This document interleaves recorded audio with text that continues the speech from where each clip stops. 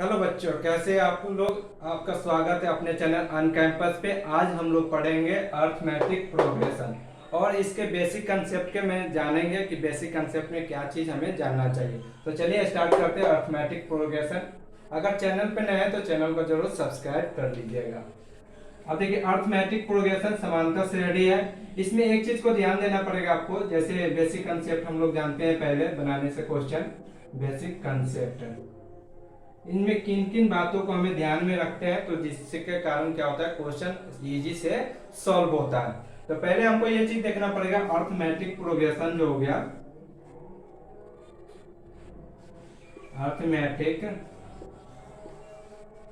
Progression इसे हम AP form से जानते हैं। इसका शॉर्ट फॉर्म एपी के रूप में जानते हैं, ठीक है, जिसको हम समांतर श्रेणी करते हैं। और इसमें आपको ये चीज जानना पड़ेगा, जैसे आपको कॉमन डिफरेंस होता है, इसको बोलते हैं हम लोग। इसमें आपको जैसे A1 दिया रहेगा, इसको हम लोग बोलते हैं पहला पद।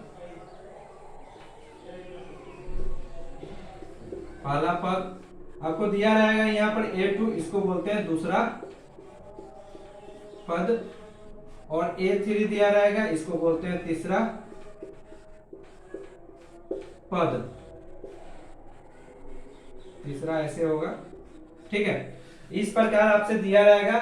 जैसे आपको रहता है क्वेश्चन में रहता है समांतर श्रेणी का क्रम कैसे है। जैसे मान लीजिए समांतर श्रेणी का क्रम हो गया,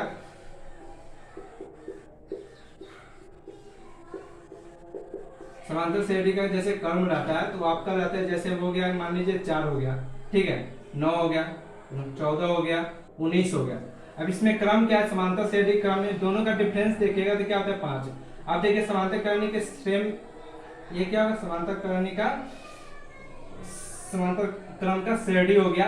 अब देखिए इसमें पहला जो E4 है तो ये क्या हो गया, A1 हो गया, पहला पद हो गया। A2 हो गया, दूसरा पद हो गया। और ये A3 हो गया, तीसरा पद हो गया। इसी क्रम में आगे बढ़ता चला जाएगा, ठीक है।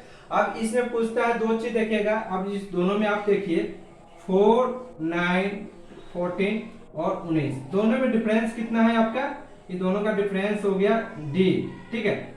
इसमें आपसे पूछता है सर्वांतर, क्या बोलता है, सर्वांतर, या इसी को हम लोग बोलते हैं पदांतर, ठीक है। और इसे D से सूचित किया जाता है, ठीक है। इसे क्या चीज सूचित किया जाता है, इसे हम लोग बोलते हैं D से सूचित करते हैं हम लोग,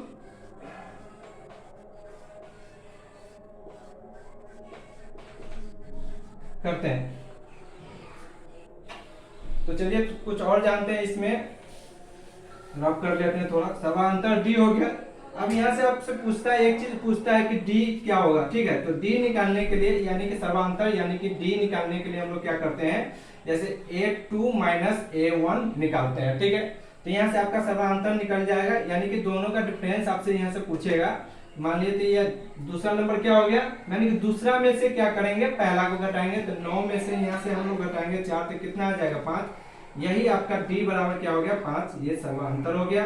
या आपसे पूछेगा, यहाँ से पूछ देगा आपको निकालने का D इसका, तो ये कैसे निकलेगा, ये भी ऐसे निकलेगा।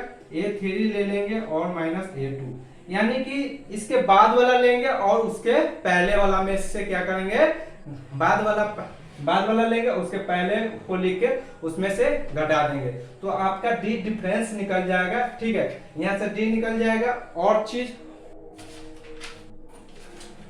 और जो कॉमन डिफरेंस जो है, ये जो आपका डिफरेंस है, ठीक है, इसी को बोलते हैं हम लोग इंग्लिश में कॉमन डिफरेंस बोलते हैं। क्या बोलते हैं, डिफरेंस।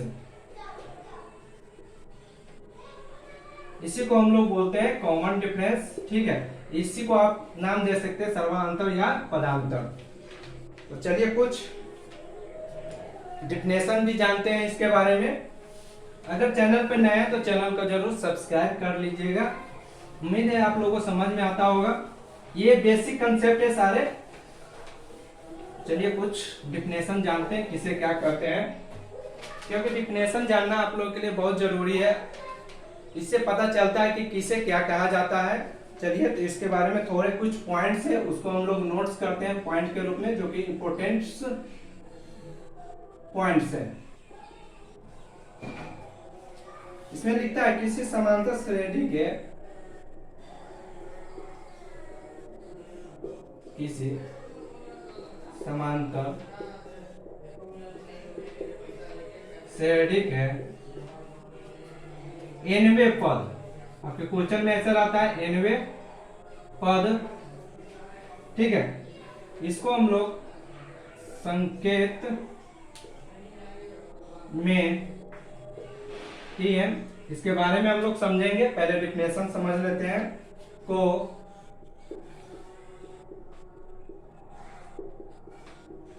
श्रेणी का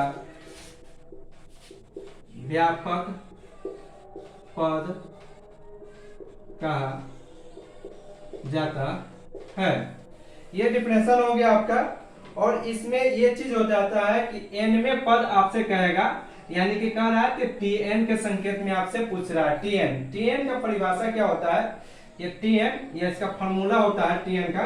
जैसे आपसे पूछ देगा व्यापक पद निकालना है, ठीक है।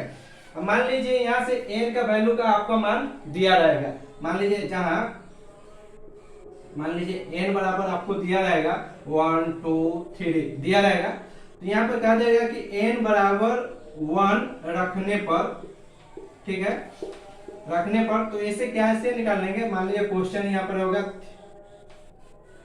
क्वेश्चन हो गया 2n + 3, तो यहाँ पर कैसे लिखेंगे कि n का मान हमें क्या कर रहा है, 1 रखने पर यहाँ पर वैल्यू निकालना है। तो मान लीजिए यहाँ पर क्वेश्चन अब क्या है 2n + 3, तो 2 लेंगे, गुने में 1 रखने पर मान, तो 1 रख लेंगे +3। अब इसे कैलकुलेट करेंगे तो 2 + 3 इसका क्या हो गया 5। इस तरह आप मान निकाल सकते हैं कि मान कैसे रखा जाता, ये चीज हमने सीख लिया।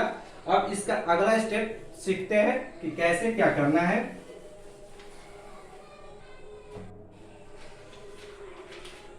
इसका जैसे Tn का फॉर्मूला होता है, जो कि आप क्वेश्चन इस पे सारा बनाया जाता है। Tn बराबर होता है a + n - 1 × d। ये फॉर्मूला मोस्ट इंपोर्टेंट है, जो कि आपको याद रखना है। अब देखिए यहां से क्या हो गया, ये हो गया कॉमन डिफरेंस हो गया,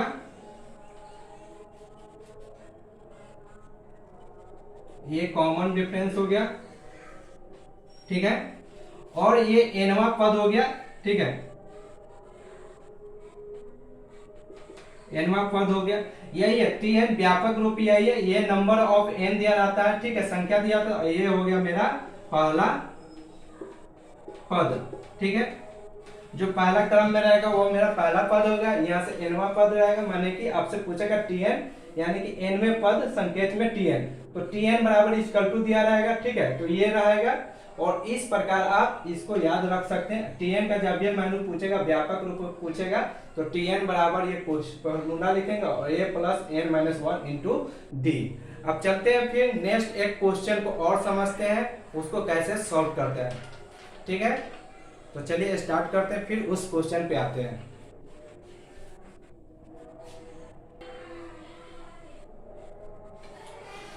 तो ये क्वेश्चन है, इस क्वेश्चन को हम लोग सॉल्व करेंगे इस कंसेप्ट पे। तो ये क्वेश्चन कैसे बनता है इसको देखेंगे हम लोग। जैसे किसी समांतर श्रेणी का पहला पद 6 है एवं सर्वांतर -4 है, तो श्रेणी का व्यापक पद क्या पूछ रहे हैं हमसे, व्यापक पद ज्ञात कीजिए एवं 10वां पद बताएं, ठीक है। तो नंबर ऑफ n कितना हो गया, 10 हो गया। अब इसमें पहले एक और क्वेश्चन को हम लोग समझेंगे। पहला पद हमने क्या बताया था, पहला पद a ले लेंगे, जहां इस पे दिया हुआ है, क्या दिया हुआ है, जहां a1 बराबर हमें क्या दिया हुआ है 6 दिया हुआ है, ठीक है। और यह सर्वांतर यानी कि d बराबर क्या दिया हुआ है -4 दिया हुआ है।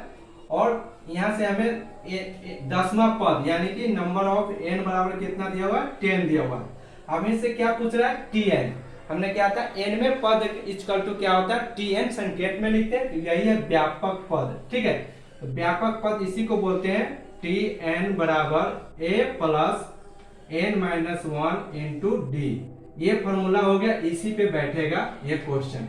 अब देखिए यहाँ से Tn पूछ रहा है, ठीक है, नंबर ऑफ 10 कितना पूछ रहा है, यहाँ से 10वां पद बताए, ठीक है। तो Tn हम लोग लिखते हैं = a का मान दिया हुआ है 6 दिया हुआ है, ठीक है, तो 6 लिए प्लस n का मान कितना दिया हुआ है, यहाँ पे 10 दिया हुआ है, तो 10 लेंगे -1, d का मान कितना दिया हुआ है -4, तो गुने क्या हो जाएगा -4, यानी कि कुछ यहाँ पर नहीं है तो गुने लगा रहता है, ठीक है। इतना बात तो आप लोग समझ रहे होइएगा। यानी कि अब देखिए नंबर ऑफ 10 हमने 10 लिया ना, यहाँ से 10, तो यही 10 है यानी कि nवां पद।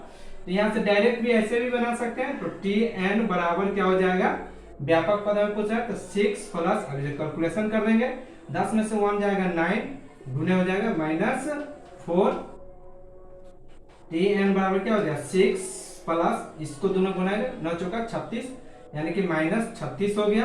ठीक है, tn बराबर क्या होगा 6 प्लस माइनस के गुना कीजिएगा तो क्या होता है -36 आ गया। ठीक है, तो tn बराबर कितना हो गया -30। यही मेरा क्या हो जाएगा आंसर हो जाएगा। तो हम लोग को कितना आ गया, tn बराबर कितना आ गया 30, ये मेरा आंसर आ गया। तो आप लोगों ने देखा कि इस प्रकार के क्वेश्चन को कैसे सॉल्व करते हैं और एक एक क्वेश्चन को कैसे हम लोग समझते हैं हुए सॉल्व करते हैं। तो इस प्रकार से अगर आप पढ़ाई करते हैं तो उम्मीद है कि आप लोगों को अच्छी तरह से समझ में आएगा। अगर चैनल पे नए हैं तो चैनल को जरूर सब्सक्राइब कर दीजिएगा। Thank you.